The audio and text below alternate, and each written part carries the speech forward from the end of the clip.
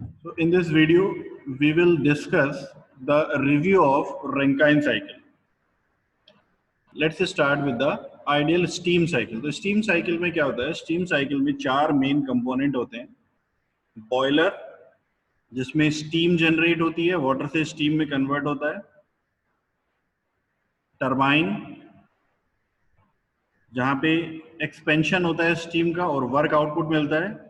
Condenser, condenser में वापस steam से वाटर में वो कन्वर्ट हो जाता है, वर्किंग फ्लूइड है. और उसके बाद पंप से वाटर में कन्वर्ट होने के बाद हाई प्रेशर लिक्विड या हाई प्रेशर जो वाटर है उसको सप्लाई कर दिया जाता है वापस बॉयलर को. ठीक है, तो साइकिल स्टार्ट होती है पंप से. सबसे पहले जो वाटर है उसको उसका प्रेशर इंक्रीज करके पंप के द्वारा और उसको बॉयलर में सप्लाई किया जाता है. उसके बाद बॉयलर्स या फिर बॉयलर्स को स्टीम जनरेटर्स भी बोलते हैं. बॉयलर्स में जो वाटर एंटर कर रहा है उसमें उस वाटर को स्टीम में कन्वर्ट किया जाता है through the heat released from a fuel, जो कि जनरली कोल यूज होता है. तो कोल के कंबशन से जो हीट रिलीज होती है उस हीट से वाटर को स्टीम में कन्वर्ट किया जाता है और high pressure temperature steam boiler से निकलने के बाद जाती है टरबाइन पे, स्टीम टरबाइन पे. स्टीम टरबाइन पे जो स्टीम है उसका एक्सपेंशन होता है और उस एक्सपेंशन से टरबाइन में वर्क आउटपुट प्रोड्यूस होता है. वर्क आउटपुट प्रोड्यूस होने के बाद टरबाइन से जो स्टीम निकलती है उसको कंडेंसर में ले जाके, condenser is basically heat exchanger, जहाँ पे उसकी स्टीम की बची हुई हीट को रिलीज करके उसको वाटर में कन्वर्ट कर दिया जाता है और जो हीट वहां से रिलीज हुई वो किसी दूसरे फ्लूइड को ट्रांसफर कर दी जाती है. उसके बाद कंडेंसर के बाद जो स्टीम वाटर में कन्वर्ट हो गई है, पूरे के पूरा उसका लिक्विड बन चुका है और वो लिक्विड वाटर फिर वापस से पंप के थ्रू प्रेशर इंक्रीज करके सप्लाई कर दिया जाता है बॉयलर. ठीक है, काफी लोगों का इसमें यही डाउट रहता है कि स्टीम को कंडेंस करने की जरूरत क्यों पड़ती है. उसका रीजन यही है कि अगर टरबाइन से निकली हुई स्टीम को हम डायरेक्टली बॉयलर में प्रेशर इंक्रीज करके भेजना चाहेंगे तो क्या होगा कि टरबाइन से जो स्टीम निकल रही है वो या तो सैचुरेटेड स्टीम की फॉर्म में होगी या फिर स्टीम और लिक्विड वाटर का मिक्सचर होगा. तो अगर वो मिक्सचर होगा या फिर स्टीम की फॉर्म में होगा तो पंप उसके साथ डील नहीं कर पाएगा. Pumps only deals with the liquid only. तो अगर लिक्विड और वेपर का मिक्सचर होगा या फिर वेपर की फॉर्म में निकलेगी स्टीम टरबाइन से तो पंप्स उसके साथ डील नहीं कर पाएंगे. अगर वो प्योर वेपर फॉर्म में होगी तो हम कंप्रेसर यूज कर सकते हैं, लेकिन कंप्रेसर का वर्क इनपुट बहुत ज्यादा हो जाता है और इतना ज्यादा हाई प्रेशर भी जनरेट नहीं किया जा सकता वेपर के साथ में जितना हम पंप के साथ में कर लेते हैं. तो कंप्रेसर से अगर हम कंप्रेसर यूज भी करते हैं स्टीम को कंप्रेस करने के लिए तो उससे प्रेशर ज्यादा से ज्यादा 8 बार, 10 बार, 15 बार, 20 बार इतना हो सकता है. लेकिन पंप के थ्रू जो प्रेशर इंक्रीज किया जाता है वाटर का, क्योंकि वाटर का जो प्रेशर है वो इजीली इंक्रीज हो जाता है बिकॉज वाटर इज इनकम्प्रेसिबल. तो वाटर का जो प्रेशर इंक्रीज किया जाता है वो अराउंड 200, 400, 500 बार तक भी यूज किया जाता है. इवन आजकल जो सुपर क्रिटिकल बॉयलर्स यूज हो रहे हैं उसमें बहुत ज्यादा हाई प्रेशर पंप के थ्रू जनरेट किया जाता है.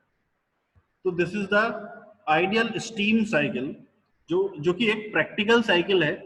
स्टीम पावर प्लांट में यूज होती है और इस तरह से चार कंपोनेंट के थ्रू बॉयलर, टरबाइन, कंडेंसर और पंप के थ्रू यहाँ से पावर आउटपुट प्रोड्यूस की जाती है. ठीक है, अब सवाल ये आता है कि बॉयलर, टरबाइन, कंडेंसर, पंप में जो ये स्टीम साइकिल है इसको कौन सी थर्मोडायनेमिक साइकिल के थ्रू हम यूज करें, कौन कौन से प्रोसेस इसमें हमें एम्प्लॉय करने पड़ेंगे. मींस बॉयलर में जो हीट एडिशन हो रहा है वो कौन से प्रोसेस पे करेंगे, टरबाइन में जो एक्सपेंशन हो रहा है वो कौन से प्रोसेस पे करेंगे. तो उसके लिए हम देखते हैं कि वेपर पावर साइकिल कौन सी हम इसमें यूज कर सकते हैं, कौन सी वेपर पावर साइकिल हम इसमें यूज कर सकते हैं. ठीक है, तो सबसे पहले हम देखते हैं क्योंकि सबसे ज्यादा जो इफिशियंसी है वो कार्नोट साइकिल की है. तो देखते हैं कि क्या कार्नोट साइकिल को हम यहाँ पे यूज कर सकते हैं। तो मैंने एक टीएस डायग्राम पे कार्नोट साइकिल ड्रॉ की है। इस कार्नोट साइकिल में प्रोसेस 1 2 इज आइसोथर्मल प्रोसेस, जहां पे हीट ऐड होगी बॉयलर में और वाटर स्टीम में कन्वर्ट होगा। 2 3 इज आइसेंट्रोपिक प्रोसेस, जहां पे आइसेंट्रोपिक एक्सपेंशन होगा टरबाइन में स्टीम का। 3 4 इज कंडेंसेशन, कंडेंसेशन हो जाएगा स्टीम का। And 4 1 is the isentropic compression process, जहां पे पंप में एंटर करेगा वाटर और 4 1 में उसका कंप्रेशन हो जाएगा आइसेंट्रोपिक। तो दो आइसोथर्मल प्रोसेस और दो आइसेंट्रोपिक प्रोसेस के थ्रू हमने एक कार्नोट साइकिल ड्रॉ की है, जिससे हम स्टीम पावर प्लांट को रन कराना चाह रहे हैं। तो देखते हैं इसमें क्या डिफिकल्टीज आती है। सबसे पहली डिफिकल्टी तो ये है कि जो क्योंकि आइसोथर्मल प्रोसेस है, तो आइसोथर्मल प्रोसेस 1 से लेके 2 तक ही रहेगा। 2 के आगे आइसोथर्मल प्रोसेस नहीं हो सकता अगर हमें उसको सुपरहीटेड स्टीम में कन्वर्ट करना है तो। ठीक है, तो 2 3 प्रोसेस 1 से 2 यहाँ पे स्टीम में कन्वर्ट हो जाएगी 2 पॉइंट पे। और जब ये स्टीम में कन्वर्ट होने के बाद टरबाइन में इसका एक्सपेंशन होगा, तो एक्सपेंशन होने के बाद में क्या होगा, जब हीट इसकी रिलीज होती रहेगी तो ये लिक्विड वाटर में कन्वर्ट होती रहेगी। तो 3 पॉइंट पे जो यहाँ पे 3 पॉइंट पे जो हमें फेज मिलेगा, that is the liquid water and vapour mixture. Means बहुत सारा जो स्टीम है वो लिक्विड वाटर में कन्वर्ट हो जाएगा 3 पॉइंट तक पहुंचते पहुंचते। एक्सपेंशन में 3 पॉइंट तक पहुंचते पहुंचते बहुत सारा जो स्टीम है वो लिक्विड वाटर में कन्वर्ट हो जाएगा। तो अगर टरबाइन में, क्योंकि 2 3 जो प्रोसेस है वो टरबाइन में हो रहा है आइसेंट्रोपिक एक्सपेंशन, तो टरबाइन में अगर जो स्टीम है वो लिक्विड में कन्वर्ट होने लगेगी तो क्या होगा, ब्लेड का इरोजन स्टार्ट हो जाएगा। Blade erosion due to very low dryness fraction at point 3। क्योंकि 3 पॉइंट पे जो ड्राइनेस फ्रैक्शन है वो बहुत कम हो जाएगा। ड्राइनेस फ्रैक्शन कम होने का मतलब लिक्विड की क्वांटिटी बहुत ज्यादा बढ़ जाएगी और स्टीम की क्वांटिटी कम रह जाएगी। तो ड्राइनेस फ्रैक्शन बहुत ज्यादा कम होने की वजह से 3 पॉइंट पे क्या होगा, जो टरबाइन के ब्लेड्स हैं वहां पे इरोजन स्टार्ट हो जाएगा, इरोजन स्टार्ट हो जाएगा। ठीक है, तो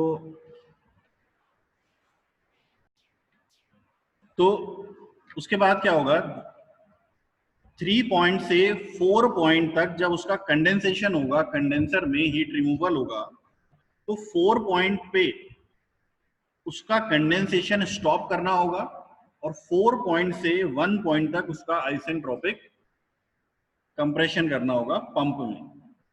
अब यहाँ पे दो डिफिकल्टी है। पहली डिफिकल्टी तो ये है, क्योंकि 4 1 आइसेंट्रोपिक कंप्रेशन करना है, तो 4 पॉइंट पे उसके कंडेंसेशन को स्टॉप करना इम्पॉसिबल है। भाई कोई स्टीम और वाटर का मिक्सचर है, या स्टीम भी आपने उसका कंडेंसेशन स्टार्ट कर दिया, तो उसका कंडेंसेशन आपको किस पॉइंट पे रोकना है ये आप कैसे डिसाइड कर सकते हैं? ये आप डिसाइड नहीं कर सकते। अगर हीट रिमूव हो रही है तो फिर वो पूरी हीट रिमूव हो जाएगी और ये जो कंडेंसेशन है वो पूरे का पूरा जब तक लिक्विड में कन्वर्ट नहीं हो जाएगी स्टीम, तब तक ये कंडेंसेशन प्रोसेस को बीच में कहीं पे स्टॉप करना इम्पॉसिबल है।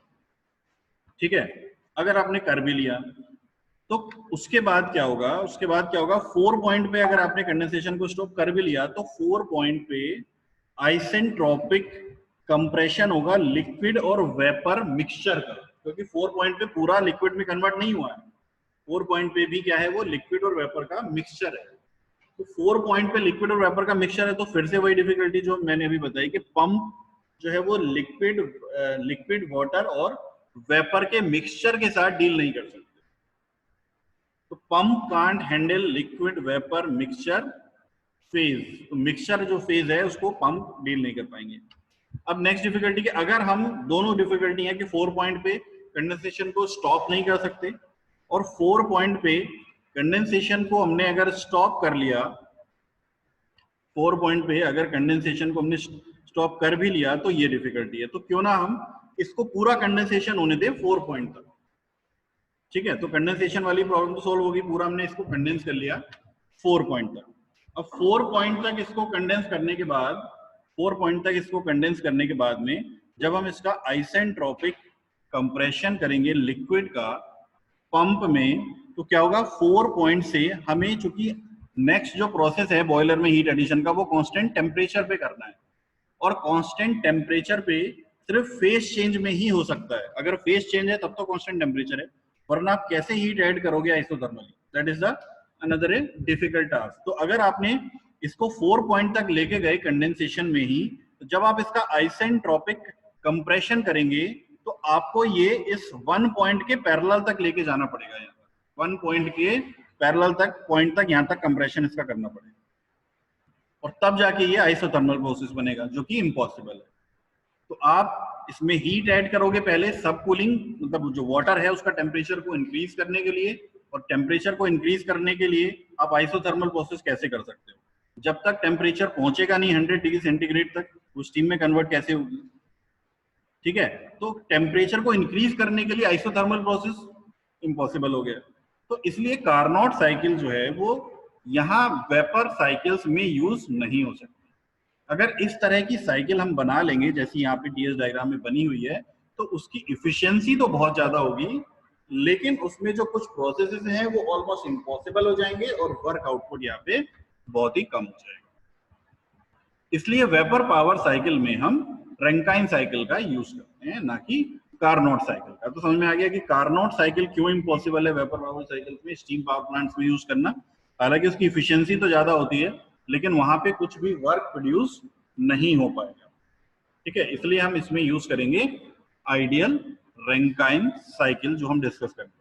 अब रैंकाइन साइकिल में क्या होगा, जो प्रोसेस है, पहले पंप में उसका लिक्विड वाटर का कंप्रेशन होगा, उसके बाद में क्या होगा कि 1 से 2 आइसेंट्रोपिक, देखिए डायग्राम में, टीएस डायग्राम में देखिए 1 से 2 पहले आइसेंट्रोपिक कंप्रेशन होगा पंप में लिक्विड वाटर का। उसके बाद 2 पॉइंट पे प्रेशर उसका इंक्रीज करने के बाद 2 से लेके 3 तक कांस्टेंट प्रेशर पे हीट एडिशन होगा बॉयलर में। तो 2 से लेके 3 तक इस डायग्राम में भी दिख रहा है, 2 3 में बॉयलर में हीट एडिशन होगा, जिसको Q in से हम डिनोट कर रहे हैं। तो Q in हीट एडिशन होगा बॉयलर में 2-3 प्रोसेस में, और प्रोसेस कौन सा होगा? Constant pressure process. तो टीएस डायग्राम पे जो कांस्टेंट प्रेशर लाइन होती है वो इस तरह की होती है। सब कूलिंग रीजन में नीचे की तरफ उसका स्लोप होता है, इस डोम वेपर डोम में आइसोथर्मल प्रोसेस होता है वो, क्योंकि वहां पे फेस चेंज होता है, और सुपर हीटेड रीजन में वो ऊपर की तरफ इंक्रीज होती है। तो ये होती है हमारी isobaric line, constant pressure lines इस तरह से डिनोट की जाती है। ठीक है, तो बॉयलर के अंदर कांस्टेंट प्रेशर पे हीट एडिशन होगा, and the heat addition is denoted by Q in. Now 3-4 is constant isentropic expansion होगा टरबाइन के अंदर। 3-4 प्रोसेस में आइसेंट्रोपिक एक्सपेंशन होगा टरबाइन के अंदर, जहां से हमें वर्क आउटपुट प्रोड्यूस होगी, और उस वर्क आउटपुट को हम डिनोट कर रहे हैं W out से। W out क्योंकि ये वर्क प्रोड्यूस हो रहा है, आउट हो रहा है, सिस्टम से बाहर जा रहा है, तो इसलिए हम इसको डिनोट कर रहे हैं W out से। उसके बाद टरबाइन के बाद 4-1 कंडेंसेशन होगा वाटर में स्टीम का, और ये प्रोसेस भी होगा आइसोथर्मल कांस्टेंट प्रेशर प्रोसेस। तो अगेन जैसे ऊपर एक कांस्टेंट प्रेशर लाइन बनी है, वैसे नीचे भी एक कांस्टेंट प्रेशर लाइन बनी हुई है, और वेपर डोम के अंदर कांस्टेंट प्रेशर लाइन भी कैसी होती है? एक स्ट्रेट लाइन, हॉरिजॉन्टल लाइन बन जाती है, आइसोथर्मल लाइन बन जाती है। तो 4-1 में कंडेंसेशन होगा स्टीम का 4 पॉइंट से 1 पॉइंट तक, और ये प्रोसेस होगा कांस्टेंट प्रेशर प्रोसेस। उसके बाद 1-2 आइसेंट्रोपिक कंप्रेशन होगा पंप में, और पूरी की पूरी जो साइकिल है वो रिपीट होती रहेगी। पंप में जो वर्क इनपुट है उसको हम W in से डिनोट कर रहे हैं, W in वर्क इनपुट, और टरबाइन से जो हमें वर्क मिल रहा है दैट इज वर्क आउटपुट। तो W out, W in, Q in, और कंडेंसर में जो हीट रिलीज हो रही है, कंडेंसर में जो हीट निकल के स्टीम से जो बाहर जा रही है, उसको हम डिनोट कर रहे हैं Q out से। तो this is a simple Rankine cycle, जिसके ऊपर स्टीम पावर प्लांट बेस्ड होते हैं। ये सिंपल रैंकाइन साइकिल है, इसमें और भी एक्चुअल जो पावर प्लांट में जब ये रन की जाती है तो इसमें और भी कुछ चेंजेस किए जाते हैं, but this is the ideal Rankine cycle जिसके ऊपर हमारा स्टीम पावर प्लांट बेस्ड होता है। अब हम अगर फर्स्ट लॉ एनालिसिस करते हैं इस साइकिल की, तो स्टडी फ्लो एनर्जी इक्वेशन अगर हम लगाते हैं किसी एक प्रोसेस के ऊपर, तो वो क्या होती है? Q dot minus W dot. Q dot Q dot denote कर रहा है हीट फ्लो रेट और W डॉट डिनोट कर रहा है वर्क फ्लो रेट, यानी कि रेट पर यूनिट टाइम में हम इसको डिनोट कर रहे हैं। तो Q dot minus W dot, ये स्टडी फ्लो एनर्जी इक्वेशन है, Q dot minus W dot is equal to summation of m dot HE plus VE square by 2 plus G ZE का मतलब है एग्जिट। एग्जिट पे हम enthalpy ले रहे हैं, एग्जिट की वेलोसिटी ले रहे हैं और एग्जिट पे कितना एलिवेशन है वो ले रहे हैं। तो एग्जिट की एंथैल्पी HE से डिनोट कर रहे हैं, एग्जिट की वेलोसिटी को VE से डिनोट कर रहे हैं और एग्जिट के एलिवेशन को ZE से डिनोट कर रहे हैं। Minus summation of m dot, m dot क्या है mass flow rate of steam, तो m डॉट क्या है mass flow rate of steam, bracket में HI plus VI square by 2 plus GZI, I denote कर रहा है इनलेट पे, किसी भी प्रोसेस के लिए हम इसको यूज कर सकते हैं, इनलेट और एग्जिट, मतलब अगर पंप के लिए यूज कर रहे हैं तो पंप का इनलेट और पंप का एग्जिट, अगर टरबाइन के लिए यूज कर रहे हैं तो टरबाइन का इनलेट किस पॉइंट पे है और टरबाइन का एग्जिट, बॉयलर के यूज कर रहे हैं तो बॉयलर का इनलेट बॉयलर का एग्जिट। तो HI इनलेट की HI प्लस VI और ZI ये क्या है इनलेट की प्रॉपर्टीज हैं और HE VE और ZE क्या है एग्जिट की प्रॉपर्टी, ठीक है। अब if kinetic and potential energy changes को अगर आप नेग्लेक्ट कर देते हैं तो ये वाली जो टर्म है GZE GZI VI square by 2 और VE स्क्वायर बाई 2, ये वाली जो टर्म्स हैं वो यहां से खत्म हो जाएंगी। और चूंकि एक ही इन है हर एक चारों में, बॉयलर में भी, टरबाइन में भी, पंप में भी, कंडेंसर में, एक ही इन है और एक ही आउट है, इसलिए ये जो समीशन वाला साइन है उसको हमने हटा दिया यहाँ से। तो क्या बन गई इक्वेशन अभी ये जो इक्वेशन मैंने लिखी थी वो पर यूनिट टाइम की फॉर्म में लिखी थी, अभी मैं इसको पर यूनिट टाइम की फॉर्म में नहीं लिख रहा हूँ। तो यहाँ से मैंने डॉट जो m के ऊपर जो डॉट लगा था W के ऊपर और Q के ऊपर, ये सब यहाँ से हटा दिया। तो ये क्या हो जाएगी Q minus W is equal to m, यहाँ से बचेगा सिर्फ HE और यहाँ से बचेगा सिर्फ HI, तो HE माइनस HI हो जाएगा, ठीक है। अब इसको अगर इसी इक्वेशन को मैं पर यूनिट मास की फॉर्म में लिखूं तो पर यूनिट मास की फॉर्म में क्या हो जाएगा, m चला जाएगा LHS में, Q by M W by M और यहाँ हो जाएगा HE माइनस HI। तो Q capital Q by M क्या हो जाएगा, Q capital Q by M हो जाएगा per unit mass, heat transfer per unit mass, इसको नोट कर रहे हैं स्मॉल q से, और capital W divided by M हो जाएगा स्मॉल w, तो ये हो जाएंगे पर kg में। तो Q minus W will be HE minus HI। तो Q minus W is equal to HE minus HI is the first law of thermodynamics for flow process, यानी कि ये जो हमें स्टडी फ्लो एनर्जी इक्वेशन अगर हम किसी एक प्रोसेस के लिए अप्लाई करते हैं ना, अगर हम पूरी साइकिल के लिए इसको अप्लाई करेंगे तो पूरी साइकिल के लिए अगर हम इसको अप्लाई करेंगे तो क्या होगा, सबसे पहले देखते हैं Q। तो ये क्योंकि पूरी साइकिल के लिए अप्लाई करेंगे तो पूरी साइकिल में Q क्या हो जाएगा, summation of Q minus summation of W।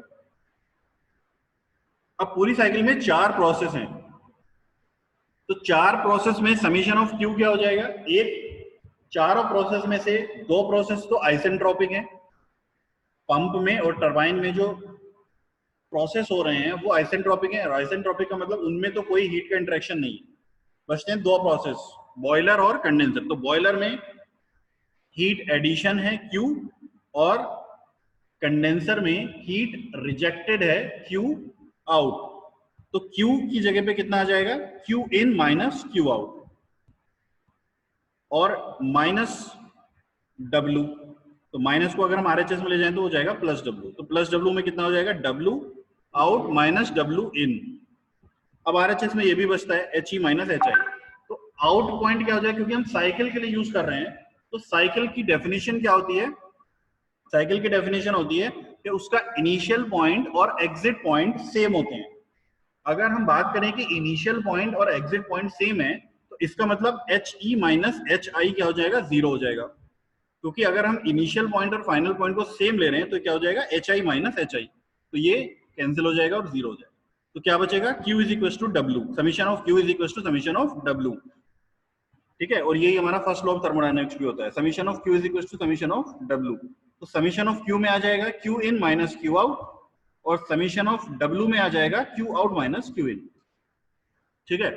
Now Q out minus Q in ये क्या है, जितना वर्क प्रोड्यूस हुआ उसमें से जितना उसमें कंज्यूम हो गया, डब्ल्यू इन जितना उसमें कंज्यूम हो गया और डब्ल्यू आउट जितना प्रोड्यूस हुआ था। तो नेट कितना बचा, W out minus W in. तो नेट वर्क भी कितना हो जाएगा, W out minus W in. क्योंकि डब्ल्यू आउट और डब्ल्यू इन बराबर है क्यू इन क्यू आउट के, तो W net is equal to हो जाएगा Q in minus Q out is equal to W out minus W in. ठीक है, तो ये जो इक्वेशन मैंने लिखी है ये साइकिल की प्रोसेस के लिए है, पूरी साइकिल के लिए। और Q minus W is equal to H E minus H I जो है वो एक सिंगल प्रोसेस के लिए। ना अब हम इंडिविजुअल एक एक प्रोसेस को एनालाइज करते हैं वन बाय वन। सबसे पहले 1 से 2। 1 से 2 कौन सा प्रोसेस है, आइसेंट्रोपिक कंप्रेशन इन पंप। तो पंप में आइसेंट्रोपिक कंप्रेशन हो रहा है। अब देखो चूंकि आइसेंट्रोपिक कंप्रेशन है तो Q तो 0 हो गया। इक्वेशन क्या थी, Q minus W is equal to H E minus H I. तो Q तो उसमें 0 हो गया, बचा क्या माइनस डब्ल्यू। अब माइनस डब्ल्यू में डब्ल्यू इन क्या है, work done on the system. ठीक है, तो work done on the system क्या होता है, निगेटिव, यानी कि ये क्या होगा माइनस डब्ल्यू इन, और एक माइनस वहां पहले से था तो माइनस माइनस प्लस हो जाएगा। एलएचएस में बचेगा डब्ल्यू इन सिर्फ। आरएचएस में क्या बचेगा, एच ई माइनस एच आई, मतलब एग्जिट पॉइंट की एंथैल्पी और इनलेट पॉइंट की एंथैल्पी। तो एग्जिट पॉइंट क्या है पंप का 2 और इनलेट पॉइंट क्या है पंप का 1। तो ये क्या हो जाएगा H2 माइनस H1। ठीक है, तो प्रोसेस 1 2 के लिए Q 0 है और W इन क्या हो जाएगा H2 माइनस H1। अब देखते हैं 2 3 प्रोसेस के लिए। 2 3 process is heat addition at constant pressure, heat addition at constant pressure in boiler. तो यहाँ पे सिर्फ हीट एडिशन है, तो यहाँ पे वर्क डन 0 है, वर्क डन कुछ नहीं है, सिर्फ हीट एडिशन है यहाँ पे 2 3 प्रोसेस में। तो वर्क डन 0 यानी कि Q माइनस डब्ल्यू में से W 0 हो गया, बचा क्या Q इज इक्वल टू, क्योंकि heat added to the system है तो heat added to the system is positive, तो Q in is equal to exit minus inlet, exit point की एंथैल्पी माइनस इनलेट पॉइंट की एंथैल्पी। एग्जिट पॉइंट क्या है 3 और inlet point क्या है 2, तो ये हो गया H3 माइनस H2 ना। उसके बाद देखते हैं टरबाइन। टरबाइन 3 4 प्रोसेस में क्या है, isentropic expansion in the turbine. तो आइसेंट्रोपिक है तो यहाँ पे भी क्या हो गया Q इज इक्वल टू 0 है। यहाँ पे भी टरबाइन से जो वर्क प्रोड्यूस हो रहा है that is a work output, work done by the system. तो work done by the system is positive, यानी कि W out Q minus W जो इक्वेशन थी हमारी, Q माइनस डब्ल्यू में जो डब्ल्यू है वो पॉजिटिव है और माइनस साइन वहां पे पहले से था, ये क्या हो जाएगा minus W out, minus W out. उसके बाद आरएचएस में क्या है एच ई माइनस एच आई, यानी कि एग्जिट पॉइंट की एंथैल्पी माइनस इनलेट पॉइंट की एंथैल्पी। एग्जिट पॉइंट की एंथैल्पी क्या है 4 पॉइंट है एग्जिट और इनलेट पॉइंट क्या है 3, तो H4 माइनस H3 हो जाएगा। लेकिन एलएचएस में एक माइनस था, जब वो आरएचएस में जाएगा तो ये चेंज हो जाएगा H3 माइनस H4। तो this is the turbine work W out is equal to H3 minus H4। उसके बाद आते हैं हम कंडेंसर में।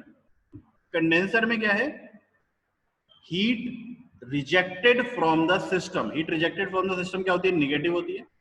वर्क डन इस प्रोसेस में कुछ है नहीं तो W 0 हो जाएगा। इक्वेशन थी Q minus W is equal to H E minus H I. तो Q आउट क्योंकि हीट रिजेक्टेड है तो माइनस Q आउट होगा यहाँ पे, minus Q out is equal to exit point 1 inlet point 4, तो H1 माइनस H4। जब LHS का माइनस अंदर मल्टीप्लाई करेंगे तो ये हो जाएगा H4 माइनस H1।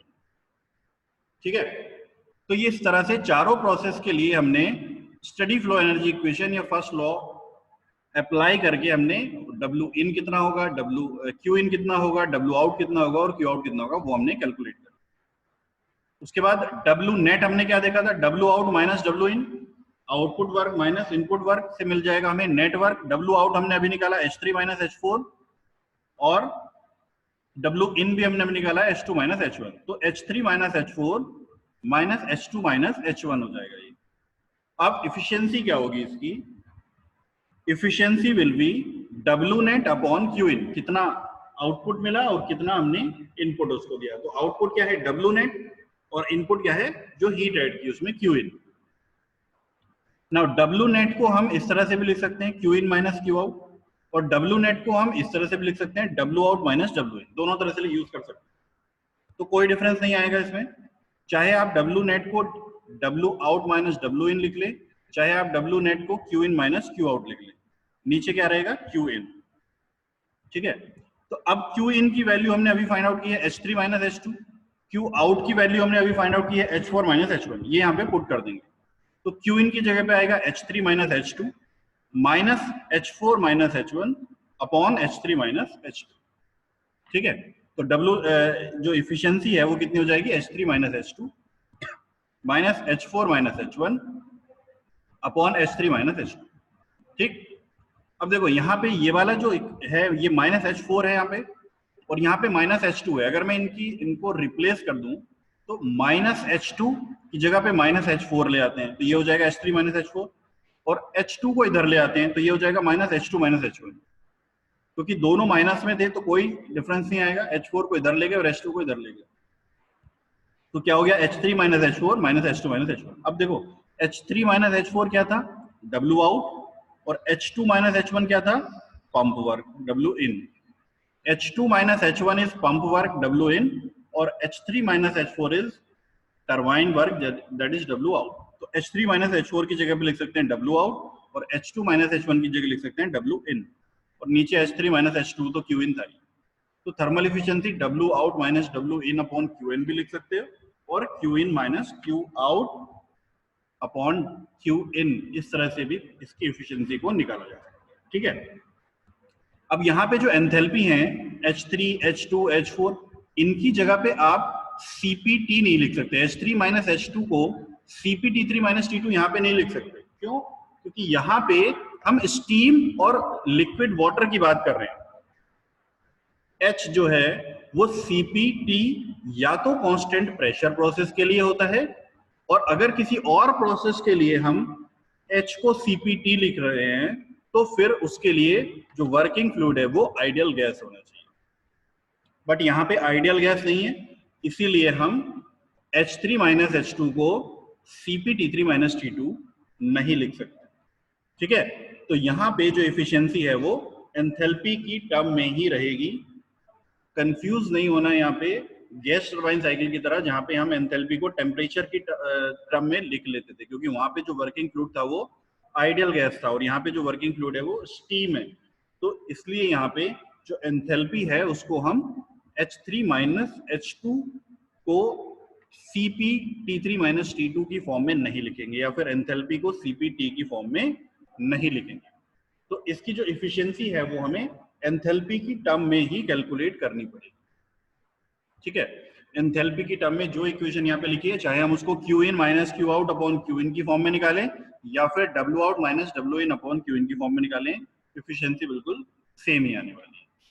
ठीक है, उसके बाद है कि इफिशियंसी को कैसे इंक्रीज किया जा सकता है, साइकिल की इफिशियंसी को कैसे हम इंक्रीज कर सकते हैं। तो उसके दो मेथड होते हैं। Efficiency of Rankine cycle can be increased by decreasing mean temperature of heat rejection, या फिर सेकेंड है increasing mean temperature of heat addition। अब देखते हैं कि mean temperature होता क्या है। अगर ये TS डायग्राम में हम बात करें mean temperature of heat rejection, तो heat rejection किस टेम्परेचर पे स्टार्ट हुआ और किस टेम्परेचर पे एंड हुआ, उसका मीन अगर हम ले लें तो that is the mean temperature of heat rejection. Heat rejection किस पॉइंट पे स्टार्ट हुआ, 4 पॉइंट पे, उस पॉइंट का हमने टेम्परेचर ले लिया T4। हीट रिजेक्शन किस पॉइंट पे एंड हुआ, 1 पॉइंट पे, 1 पॉइंट का हमने टेम्परेचर ले लिया, दैट इज T1। और इन दोनों टेम्परेचर का अगर हम मीन लेंगे तो वो यही आएगा। क्यों? क्योंकि T4 और T1 बराबर है। 4-1 is constant temperature process also, क्योंकि यहाँ पे फेज चेंज हो रहा है। 4-1 प्रोसेस में सिर्फ फेज चेंज हो रहा है, तो फेज चेंज होता है कांस्टेंट टेम्परेचर पे, क्योंकि ये कांस्टेंट टेम्परेचर प्रोसेस है, तो मीन टेम्परेचर भी इसमें इतना ही होगा। तो मेथड क्या है, decreasing mean temperature of heat rejection. अगर हम इस हीट रिजेक्शन जिस टेम्परेचर पे कर रहे हैं उस टेम्परेचर को डिक्रीज करना चाहते हैं, तो उसके लिए हमें क्या करना पड़ेगा, हमें उसके प्रेशर को इंक्रीज करना पड़ेगा, कंडेंसर प्रेशर को इंक्रीज डिक्रीज करना पड़ेगा। ठीक है, अब चूंकि कंडेंसर टेम्परेचर और प्रेशर जो होते हैं वो इन्वायरमेंट के टेम्परेचर और प्रेशर के द्वारा फिक्स होते हैं, उससे कम हम उसको नहीं लेके जा सकते, नहीं तो हमें एक्स्ट्रा वर्क इनपुट इसमें ऐड करना पड़ेगा। अगर हम एनवायरनमेंट के टेम्परेचर से नीचे कंडेंसर के टेम्परेचर को लेके जाते हैं तो हीट रिजेक्ट करने के लिए हमें यहाँ पे एक्सटर्नल वर्क प्रोड्यूस करना पड़ेगा। इसलिए ये मेथड जो है वो प्रैक्टिकली यूज नहीं होता है साइकिल की इफिशिएंसी को इंक्रीज करने के लिए। दूसरा मेथड है increasing mean temperature of heat addition. Heat addition का मीन टेम्परेचर वो क्या होगा, जिस टेम्परेचर पे हीट एडिशन स्टार्ट होता है यानी कि 2 पॉइंट, जिस टेम्परेचर पे हीट एडिशन एंड होता है यानी कि 3 पॉइंट, इन दोनों का टेम्परेचर ले लिया T2 और T3, और T2 कम है T3 ज्यादा है, इनका मीन ले लेंगे तो यहाँ बीच में कहीं पे आएगा। तो वो जो टेम्परेचर होगा उस टेम्परेचर को हम बोलेंगे mean temperature of heat addition. ठीक है, इस टेम्परेचर को हमें इंक्रीज करना है। तो इस टेम्परेचर को इंक्रीज करने के लिए हमारे पास दो मेथड होते हैं। वो दो मेथड क्या है, या तो हम बॉयलर प्रेशर को इंक्रीज करें। अगर बॉयलर प्रेशर को इंक्रीज करते हैं तो जो ये जो आइसोबैरिक कर्व है 2-3, अगर इसको प्रेशर इंक्रीज करते हैं तो ये जो कर्व है वो किस तरह से जाएगा, 2 से यहां से ही डाइवर्ट हो जाएगा और इस लाइन के ऊपर की तरफ जाएगा, इस तरह से, यहां से फिर इस तरह से और फिर ऊपर। ठीक है, तो प्रेशर, बॉयलर प्रेशर इंक्रीज करने से mean temperature of heat addition increase हो जाएगा। और दूसरा मेथड है सुपर हीटिंग, जो यहाँ पे हमने करके दिखाई है, सुपर हीटिंग। देखिए, अगर सुपर हीटिंग नहीं करेंगे तो जो टेम्परेचर होगा एंड पॉइंट हीट एडिशन का वो यहाँ इस पॉइंट पे मिलेगा, सैचुरेटेड वेपर पॉइंट पे। तो इस पॉइंट का और 2 पॉइंट का अगर हम मीन लेंगे तो वो लाइन काफी नीचे आएगी। लेकिन अगर हम सुपर हीटिंग करेंगे तो सुपर हीटिंग करने में क्या है, क्योंकि कर्व सुपर हीटेड रीजन में ऊपर की तरफ जाता है, तो सुपर हीटिंग करने से 3 पॉइंट ऊपर की तरफ जाता रहेगा। 3 पॉइंट जितना ऊपर की तरफ जाता रहेगा टेम्परेचर इंक्रीज होगा, तो mean temperature of heat addition भी इंक्रीज होता रहेगा।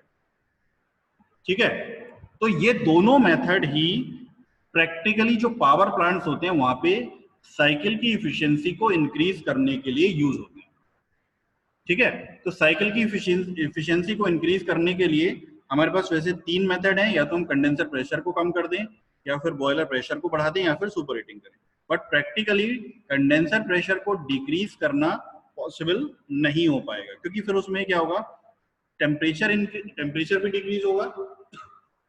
तो एनवायरनमेंट के टेम्परेचर से लोअर टेम्परेचर से एनवायरनमेंट के टेम्परेचर पे अगर आप हीट को रिजेक्ट करोगे तो एक्सटर्नल वर्क प्रोड्यूस करना पड़ेगा। दूसरा, अगर प्रेशर वहां पे कम होगा एनवायरनमेंट के प्रेशर से तो लीकेज की प्रॉब्लम आ जाएगी, वहां पे एयर लीक करने लगेगी अंदर की तरफ। ठीक है, तो ये दो प्रॉब्लम की वजह से प्रैक्टिकली हम कंडेंसर प्रेशर को एनवायरनमेंट के टेम्परेचर प्रेशर से नीचे नहीं लेके जाते हैं।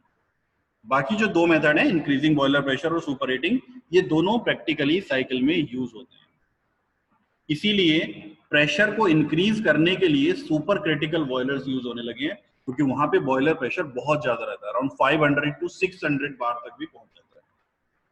ठीक है, तो प्रैक्टिकली रैंकाइन साइकिल की एफिशिएंसी को इंक्रीज करने के लिए दो मेथड यूज किए जाते हैं, increasing boiler pressure and super heating.